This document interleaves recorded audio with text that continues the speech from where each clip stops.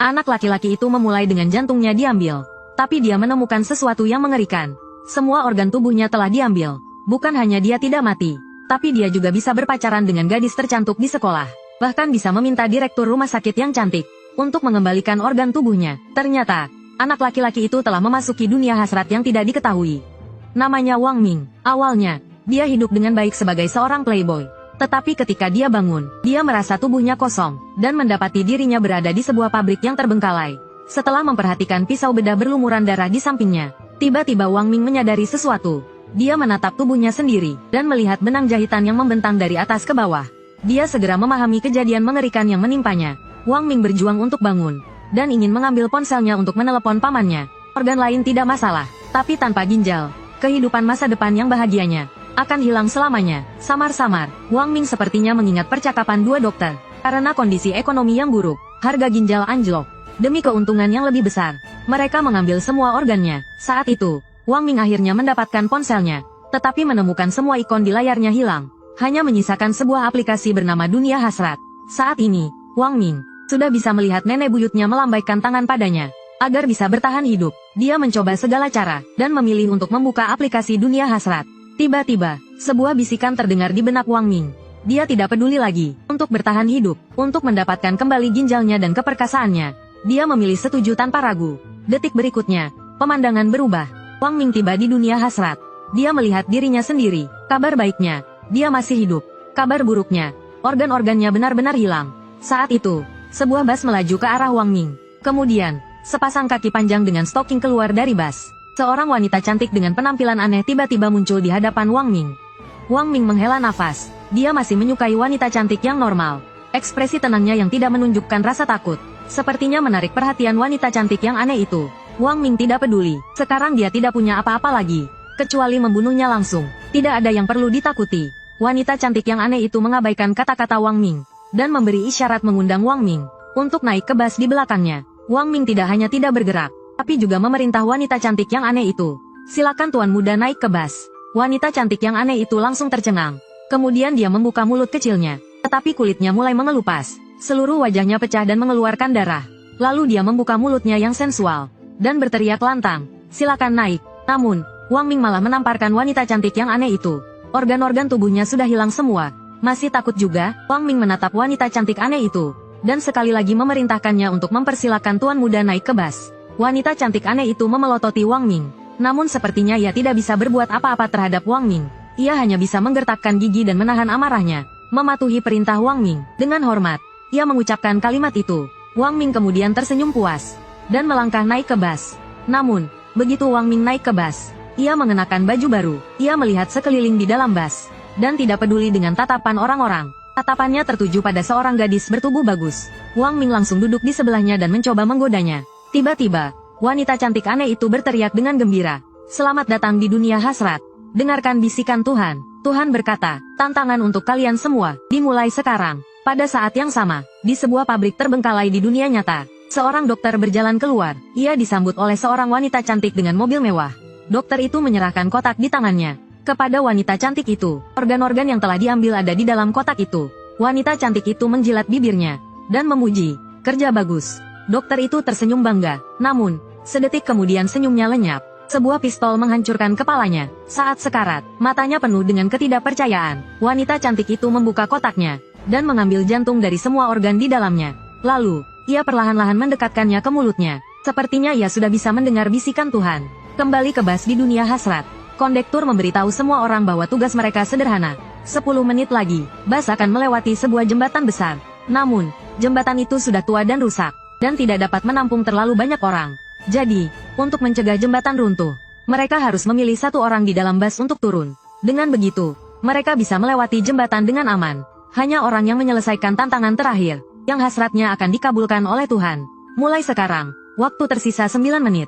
Mendengar hal ini, seseorang di dalam bas bertanya apa yang akan terjadi jika turun dari bas. Ketika mendapat jawaban mati, Wang Ming merasa tidak ada yang perlu ditakutkan. Yang menakutkan adalah ponselnya belum diformat. Namun, orang lain berbeda. Agar tidak ditendang keluar, seorang wanita hamil mengatakan bahwa ia sedang hamil. Ada yang bilang dirinya menderita kanker. Ada yang bilang anaknya sedang dirawat di ICU. Intinya, saat ini berbagai macam alasan muncul. Alasan untuk tidak turun dari bas sangat beragam. Saat itu, seorang pria berkacamata menyela semua orang, dan mengatakan bahwa waktu terbatas, jadi lebih baik melakukan pemungutan suara. Pilihan pertama jatuh pada wanita hamil itu. Mereka menganggapnya akan menjadi beban bagi tim nantinya. Setelah seseorang menjadi penjahat dan membuat pilihan, semua orang yang tidak terlibat setuju dengan ide tersebut. Wanita hamil itu panik, dan bertanya apakah mereka masih manusia. Apakah mereka ingin membunuh nyawa yang belum lahir? Pria berkacamata itu balik bertanya. Di dunia keinginan ini, setiap orang memiliki keinginan yang ingin diwujudkan. Kau menggunakan kehamilanmu untuk memaksa kami secara moral untuk turun dan mati. Tidakkah itu kejam? Wanita hamil itu terdiam. Semua orang langsung setuju, terus-menerus berbicara demi tim, dan meminta wanita hamil itu turun dari bus. Keputusasaan yang mendalam menyelimuti wanita hamil itu. Saat kondektur mengatakan waktu hampir habis, seseorang berdiri dan membuka pintu bus, dan mulai mendorong wanita hamil itu. Namun, Wang Ming merasa ada yang tidak beres. Ia menarik wanita hamil yang hendak turun, dan memberi isyarat bahwa ia belum memilih. Orang-orang tidak peduli dengan ucapan Wang Ming. Apa gunanya satu suara darinya? Ini adalah keputusan bersama. Wang Ming dengan tenang bertanya, tidakkah kalian merasa logikamu salah?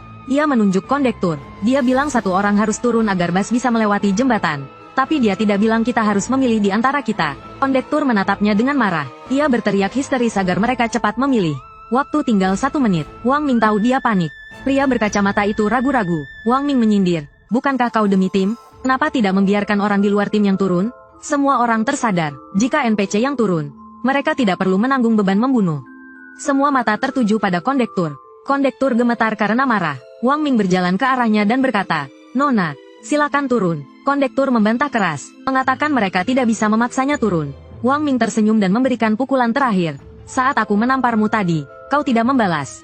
Itu menunjukkan suatu aturan. Kondektur tidak bisa menyakiti penumpang. Kondektur panik, dan mencoba membungkam Wang Ming. Tetapi Wang Ming membalas dengan tamparan yang membuatnya muntah darah, dan tendangan yang membuatnya terlempar dari bus. Pintu bus tertutup. Dari depan bus, kondektur berkata, perhentian selanjutnya, senjata nisan. Wang Ming tertegun. Selembar jimat muncul di tangannya. Sebuah pesan masuk ke benaknya. Jimat itu adalah tiket roh jahat. Menggunakannya akan memberinya kekuatan roh jahat. Wang Ming tidak peduli apakah itu aneh atau tidak. Ia langsung memasukkannya ke dalam saku.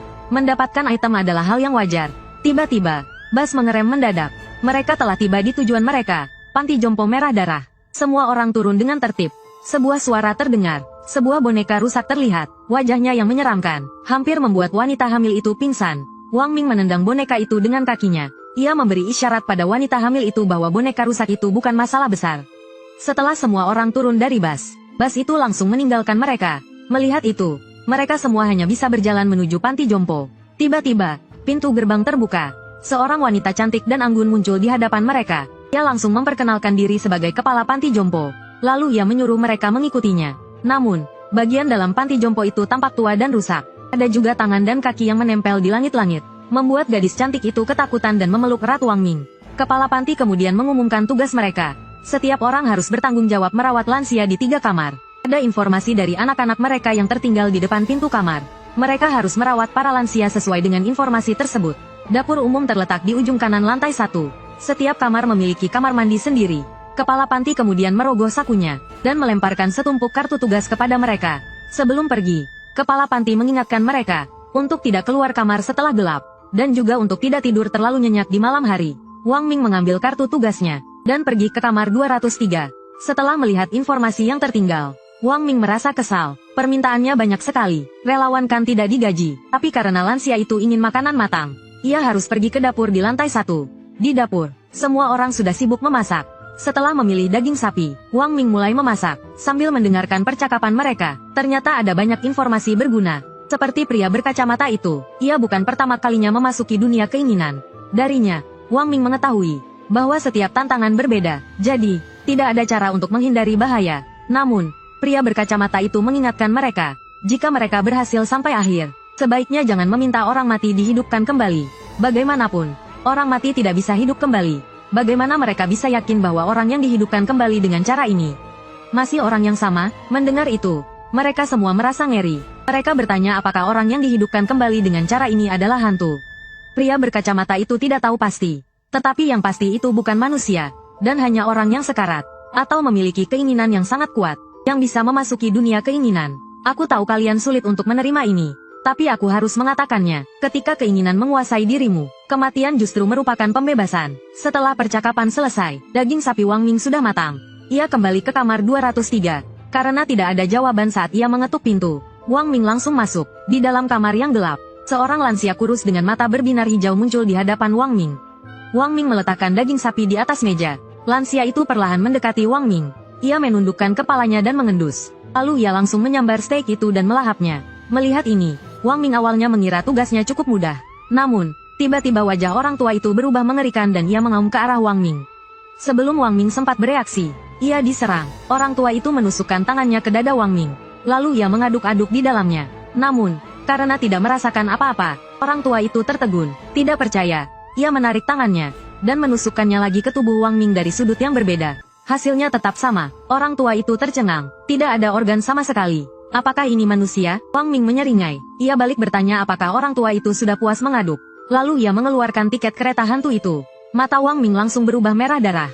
Aura mengerikan memancar dari tubuhnya. Detik berikutnya, Wang Ming mencengkeram wajah orang tua itu dan membantingnya ke tanah. Lalu ia mengangkatnya dan mengulanginya lagi. Tidak makan daging sapi, ya? Mengaduk-aduk tubuhku, ya? Kau pikir aku ini Hello Kitty? Berkali-kali ia membantingnya ke tanah.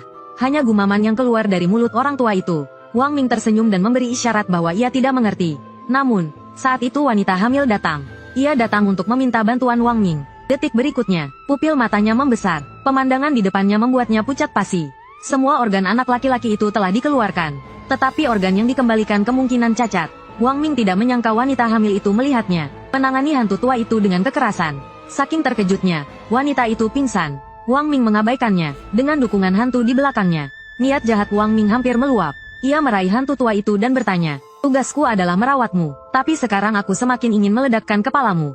Namun, detik berikutnya, Wang Ming marah. Baru 3 menit sudah habis. Lemah sekali. Ia mengeluarkan tiket kereta hantu. Ia mencoba memanggil hantu itu lagi. Tetapi tiket kereta hantu memberitahunya bahwa setiap shift hantu membutuhkan waktu 3 jam. Wang Ming terdiam. Bukankah itu hanya waktu cooldown skill? Ia hendak meminta maaf kepada hantu tua itu. Tetapi hantu tua itu sangat ketakutan. Wang Ming menyeringai jahat dan bertanya apakah ia mau makan daging sapi. Hantu tua itu langsung meraih daging sapi di tanah dan memasukkannya ke mulutnya. Wang Ming mengalihkan pandangannya ke wanita hamil. Ia tidak ingin kartu as hantunya terungkap. Jadi ia menarik wanita hamil itu ke dalam kamar. Namun, tarikan di tubuhnya membuat wanita hamil itu terbangun. Saat ia melihat Wang Ming di belakangnya, ia langsung berteriak minta tolong. Wang Ming menutup mulut wanita hamil itu. Wang Ming mengisyaratkan bahwa ia berasal dari departemen terkait. Ia meminta wanita hamil itu untuk merahasiakannya. Sambil mengangguk cepat, wanita hamil itu menjelaskan bahwa ia datang untuk mencari bantuan. Selama Wang Ming bisa membantunya, ia bersedia menyetujui syarat apapun. Saat ini tiket kereta hantu sedang dalam masa cooldown. Jadi Wang Ming hanya bisa mengatakan bahwa ia tidak bisa menjamin apapun. Ia tidak mungkin membahayakan dirinya sendiri. Sambil berterima kasih, wanita hamil itu memperkenalkan dirinya sebagai Yun Li. Tugasnya adalah membantu seorang nenek mandi. 2,5 jam kemudian, semua orang berkumpul di aula. Namun, semua orang mengeluh. Mereka semua menderita luka yang cukup parah. Sampai pria berkacamata itu datang, membuat semua orang terbelalak. Salah satu kaki pria itu hilang. Pria itu mengisyaratkan bahwa ia baik-baik saja. Kaki hilangnya sudah hilang. Wang Ming penasaran kemana pria itu pergi. Namun, kepala panti asuhan bertanya apa yang mereka lakukan di sana. Apakah semua tugas sudah selesai? Tetapi semua orang sudah ketakutan oleh para lansia yang aneh itu. Mereka semua bertanya apa yang akan terjadi jika tugas tidak selesai. Kepala panti asuhan menatap mereka dengan tatapan sulit diartikan. Kalian para relawan ini meskipun bekerja tidak becus, tapi rasanya cukup enak. Tiba-tiba, kepala panti asuhan menatap tajam ke belakang. Ternyata Wang Ming dan Yun Li datang. Wang Ming yang tadinya ingin diam-diam mencari informasi, melihat dirinya ditunjuk oleh kepala panti asuhan, langsung mengubah sikapnya. Ia memuji kecantikan kepala panti asuhan, sehingga ia tidak bisa berjalan di belakang. Kepala panti asuhan menghampiri Wang Ming dan mengatakan bahwa mulut manis tidak ada gunanya. Jika tugas tidak selesai, maka ia hanya bisa bertindak sesuai aturan. Lalu ia berbisik di telinga Wang Ming dengan kata-kata yang hanya bisa didengar oleh mereka berdua. Kepala panti asuhan mengatakan ia akan menemuinya sendirian malam ini. Wang Ming mati rasa, meskipun kepala panti asuhan masih menarik, tapi ia tidak ingin menjadi penunggang hantu. Setelah kepala panti asuhan pergi, semua orang mulai mengerumuni Wang Ming. Pria berkacamata itu menatap Wang Ming. Kita semua manusia, saling membantu bukankah seharusnya? Jika kau menemukan mekanisme permainan, tolong beritahu kami. Wang Ming tidak bisa berkata-kata. Pria ini benar-benar ahli dalam memanipulasi moral. Dan ia paling benci dimanfaatkan. Ia langsung menarik Yunli dan bersiap untuk pergi. Pria itu langsung berteriak, "Wang Ming, tunggu." Ia bertanya balik, "Apakah kau tidak ingin tahu informasi tentang dunia nafsu?" Wang Ming berhenti dan menatapnya. Pria itu bersedia membagikan informasi tentang keikutsertaannya sebelumnya di dunia nafsu, untuk ditukar dengan petunjuk. Namun, informasi kali ini membuat semua orang terkejut. Ternyata di permainan sebelumnya, pria itu telah melihat kebenaran dunia nafsu. Di dunia nyata, pria itu karena berjudi, memiliki hutang yang sangat banyak. Setiap hari ia dipukuli habis-habisan oleh penagih hutang. Suatu hari, ia memasuki dunia keinginan. Setelah masuk, ia menyelesaikan sebuah tantangan. Saat itu, pria parubaya tersebut berharap mendapatkan 1 juta. Ketika ia kembali ke dunia nyata, ia benar-benar menerima transfer uang sebesar 1 juta. Namun, uang itu bukan muncul begitu saja. Ayahnya mengalami kecelakaan kerja di lokasi konstruksi, dan jatuh dari ketinggian, menjadikannya koma. Uang 1 juta yang ia terima, berasal dari uang santunan kecelakaan kerja. Jadi, harga yang harus ia bayar atas keinginannya, adalah ayahnya terbaring di rumah sakit selamanya. Mendengar itu, Wang Ming mengerti, bagaimana keinginan terwujud, bukan turun dari langit, melainkan terwujud dengan cara yang tampak masuk akal. Keinginannya adalah mendapatkan kembali organ tubuhnya. Mungkin organ yang kembali sudah membusuk, atau mungkin memicu suatu peristiwa, dan mengambilnya kembali dari orang yang menerima transplantasi organnya. Setelah selesai berbicara, pria parubaya itu meminta Wang Ming untuk berbagi petunjuk. Masing-masing dari mereka bertanggung jawab atas 3 ruangan. Baru di ruangan pertama, ia sudah kehilangan 1 kaki. Namun, Wang Ming juga tidak tahu apa-apa. Ia hanya memukuli kakek tua itu. Jika ia memberitahu cara itu, mereka hanya akan mati lebih cepat. Jadi, Wang Ming hanya bisa mengatakan yang sebenarnya kepada pria itu, bahwa ia benar-benar tidak mengetahui mekanisme permainan. Sambil mendoakan semoga mereka beruntung, ia pergi bersama Yunli. Mereka kembali ke kamar 203 untuk bertanya pada kakek tua itu. Namun, kakek itu sudah takut pada Wang Ming. Yunli kemudian bertanya pada Wang Ming, "Bukankah ia petugas resmi? Mengapa tidak membantu mereka?" Wang Ming terdiam. Tentu saja Wang Ming tidak akan mengatakan bahwa ia hanya berpura-pura. Ia balik bertanya, "Orang-orang itu tega meninggalkannya di mobil. Mengapa masih membela mereka?" Yunli mengelus perutnya. Jika saat itu memang harus mengorbankan seseorang, mungkin aku juga akan melakukan hal yang sama seperti mereka. Hanya saja, aku juga punya keinginan yang harus diwujudkan. Ternyata suami Yunli adalah seorang pemadam kebakaran. Belum lama ini, ia gugur dalam tugas saat operasi penyelamatan. Janinnya didiagnosis cacat. Dokter menyarankan agar ia menggugurkannya. Tapi ini adalah anak dari suaminya. Meskipun dokter mengatakan bayinya tidak akan bertahan, Yunli tetap ingin mempertahankan satu-satunya anak dari suaminya. Wang Ming terdiam sejenak, dan menatap kakek hantu itu. Setelah serangkaian pertanyaan, ternyata kakek itu tidak suka makanan matang. Artinya, informasi di luar pintu itu palsu. Namun, dari hal ini, Wang Ming menduga, informasi di luar pintu kemungkinan besar kebalikannya. Ia pun memberitahu petunjuk ini kepada Yunli. Melihat Yunli pergi untuk menyelesaikan tugasnya, Wang Ming merasa tidak enak untuk mengatakan apa yang ia pikirkan. Lagi pula, pria parubaya itu menceritakan pengalamannya, mendapatkan anak melalui permohonan. Apakah anak itu benar-benar akan baik-baik saja? Pria itu hanya dicium di pipi. Lalu gadis cantik di kampus menangis dan memintanya untuk tidak meninggalkannya. Ternyata, kepala sekolah yang masih terlihat menarik, memberitahu Wang Ming bahwa ia akan menemuinya malam ini. Wang Ming bingung apakah dia harus menjadi ghost reader atau tidak. Namun saat itu, terdengar suara ketukan pintu. Kakek itu, tanpa menunggu perintah Wang Ming, langsung membuka pintu. Kepala panti melihat sekilas ke arah Wang Ming, dan memerintahkannya untuk mengikutinya. Mendengar itu, Wang Ming merasa ragu-ragu. Dia tetap memilih untuk menjaga kesuciannya. Meskipun tidak tahu dari mana datangnya kesucian itu, mengingat dia seperti Cao Cao. Wang Ming bilang ginjalnya sudah hilang, tintanya sudah lenyap, dan bahkan dengan sengaja membuka bajunya untuk diperlihatkan kepada kepala panti. Namun kenyataannya, kepala panti hanya menyuruh Wang Ming pergi ke kamar 401 untuk mencari seseorang. Relawan dan orang tua itu hilang. Asal Wang Ming bisa menemukan mereka, dia akan dibayar. Setelah mengatakan itu, kepala panti pergi dengan langkah kakinya yang panjang. Kalau Wang Ming tidak salah ingat, kamar 401 adalah tanggung jawab gadis cantik itu. Dia memang tidak melihatnya di aula tadi sore. Saat Wang Ming naik ke atas, suara langkah kaki terdengar di tangga yang kosong. Detik berikutnya, Wang Ming tersadar. Dia memakai sepatu olahraga. Bagaimana mungkin itu suara sepatu hak tinggi?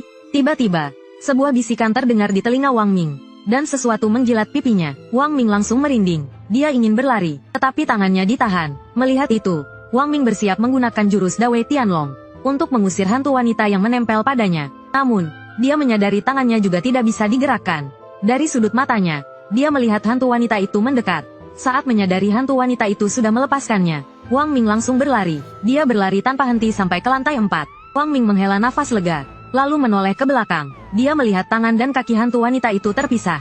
Teringat lidah tadi, dan hantu wanita itu yang memintanya untuk menunggu. Wang Ming menduga tubuh hantu wanita itu tersebar di tangga. Jika Wang Ming menunggu hantu wanita itu menyusun kembali tubuhnya, dia mungkin akan mati. Kemudian Wang Ming sampai di depan pintu kamar 401. Melihat pesan yang tertinggal, yang isinya agar orang-orang tidak bermain petak umpet dengan kakek itu. Maka kebalikannya adalah bermain petak umpet dengan kakek itu. Saat Wang Ming masuk ke dalam kamar, dia melihat tidak ada tirai seperti yang tertulis di pesan di luar.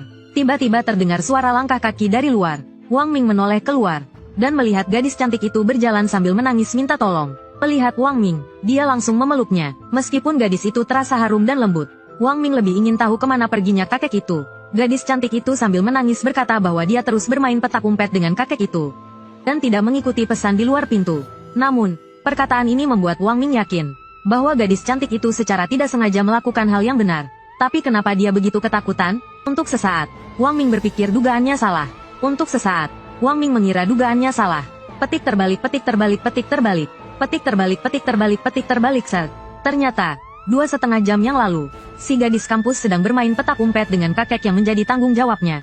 Tapi setelah gadis itu menemukan kakek tersebut, kakek itu memintanya untuk bermain lagi. Namun, ketika gadis itu menemukan kakek itu untuk kedua kalinya, kakek itu tiba-tiba menjadi 2 orang. Dan setiap kali gadis itu bermain, jumlah kakek bertambah 1. Sekarang, di balik tirai itu, sudah terlalu banyak kakek sampai-sampai tidak muat lagi. Sementara itu, Wang Ming sudah tiba tidak jauh dari sana. Benar saja, di balik tirai itu berdiri barisan kakek-kakek. Ngomong-ngomong, gadis kampus itu mendekati Wang Ming dan mengatakan ingin menjadi pacarnya. Wang Ming tidak tergoda oleh kecantikannya. Dia hanya datang untuk menyelesaikan tugas yang diberikan oleh kepala panti. Melindungi gadis itu juga harus dilakukan sesuai situasi. Namun, gadis kampus itu malah mendorong Wang Ming ke depan dan mengatakan bahwa Wang Ming sudah menjadi pacarnya dan harus melindunginya agar tetap hidup. Lalu dia meninggalkan Wang Ming dan lari. Wang Ming hanya bisa terdiam. Benar saja, wanita hanya akan memperlambat kecepatannya mencabut pedang. Detik berikutnya, dia langsung membuka tirai. Tiba-tiba, banyak pasang mata merah menatap Wang Ming. Dan semua kepala kuda Nil itu tertawa aneh sambil berjalan menuju Wang Ming. Mereka membuka mulut mereka lebar-lebar dan berteriak, "Ketemu kau!" Wang Ming tidak takut. Dia segera mengeluarkan tiket roh jahat dan bergabung dengan baju zirah roh jahat. Melihat kepala kuda Nil yang menyerang, Wang Ming membuka tangannya lebar-lebar dan langsung menekan kepala kuda Nil ke tanah. Semakin banyak kepala kuda Nil yang menyerang, Wang Ming mulai membantai mereka. Namun, kuda Nil itu terlalu banyak. Karena kecerobohan, Wang Ming tertusuk. Kuda Nil itu langsung tertawa. Tapi sedetik kemudian, Wang Ming merobek lengan yang menusuknya. Tidak ada organ dalam tubuhnya. Jadi bagaimana mungkin dia terpengaruh? Hanya saja jahitannya terlepas. Dalam kemarahannya, hanya dalam 2,5 menit, Wang Ming mengalahkan semua kuda Nil. Dan tepat menghabiskan batas waktu 3 menit tiket roh jahat. Tanpa diduga, kuda Nil yang dikalahkan Wang Ming. Luka mereka mulai sembuh satu persatu.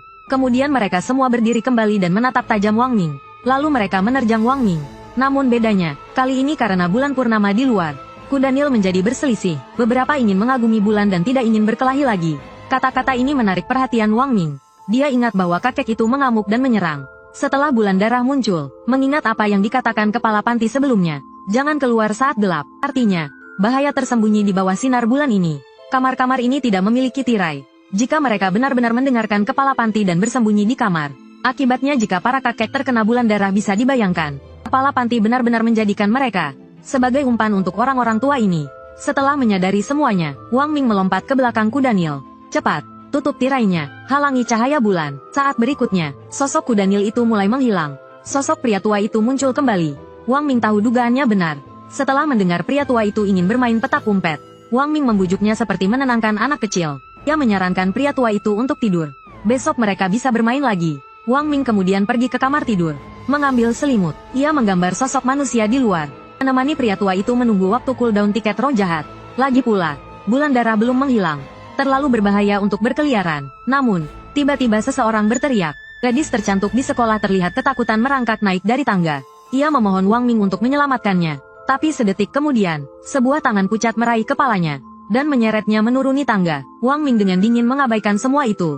Itu adalah jalan yang dia pilih sendiri. Dia harus bertanggung jawab atas dirinya sendiri. 3 jam kemudian, waktu cooldown tiket roh jahat selesai. Wang Ming bergegas menuruni tangga. Namun, di tengah jalan ia berhenti dan mengucapkan